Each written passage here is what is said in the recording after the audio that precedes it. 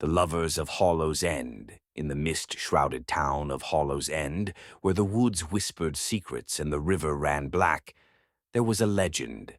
Love that outlives death will be repaid in kind. Few believed it, until Clara and Elias. They were childhood sweethearts, bound by a love so fierce it defied the town's gloom. Clara, with her wildflower hair and ink-stained fingers, wrote poetry about Elias's laughter. Elias, a carpenter with calloused hands and a heart too soft, carved her name into every oak he felled. But Hollow's End thrived on tragedy, and the old ones warned them, never wander to the asylum on the hill.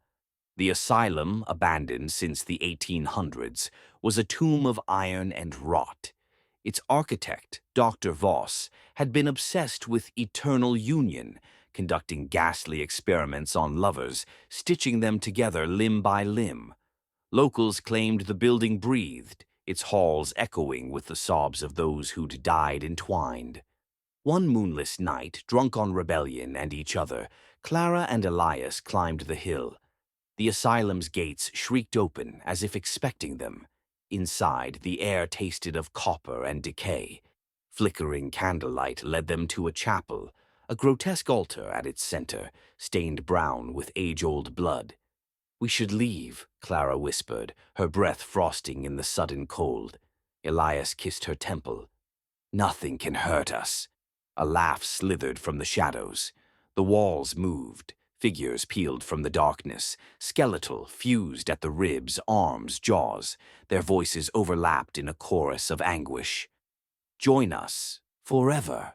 Elias dragged Clara toward the exit, but the doors slammed shut. The air thickened with the stench of rot as the specters closed in. Clara stumbled, slicing her palm on a rusted nail. Her blood dripped onto the altar and the room shuddered. Dr. Voss's ghost materialized, his scalpels glinting. "Finally, worthy subjects," he hissed. Elias threw himself at the specter, but Voss dissolved into smoke, reappearing behind Clara. His blade pressed to her throat. "Love is a curse," he crooned. "Let me make it eternal." Elias roared, tackling the doctor. They vanished into the dark. "Run!" Elias's voice echoed, distant and warped. Clara fled through labyrinthine halls, her lover's screams guiding her. She found him in the operating theater, strapped to a gurney, Voss's spirit hovering with a drill. Elias's eyes met hers, black, pupils dilated with terror. "He's inside me," he choked. Clara seized a rusted scalpel. "I won't let him take you." But Elias's hand snapped up, gripping her wrist with unnatural strength. Voss's voice spilled from his lips. "You'll never part." Weeping, Clara plunged the blade into Elias's heart. His body convulsed, then stilled. Voss's laughter boomed as the asylum began to collapse.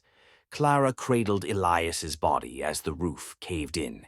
She didn't notice the shadows knitting them together, his fingers threading through hers, his ribs fusing to her side until it was too late. Hikers sometimes hear them in the ruins, a woman's sobs, a man's whispers, and the snick of a blade. Those who linger see shapes in the mist, two lovers bound at the flesh, eternally weeping, and drifting through the trees, a promise. Forever.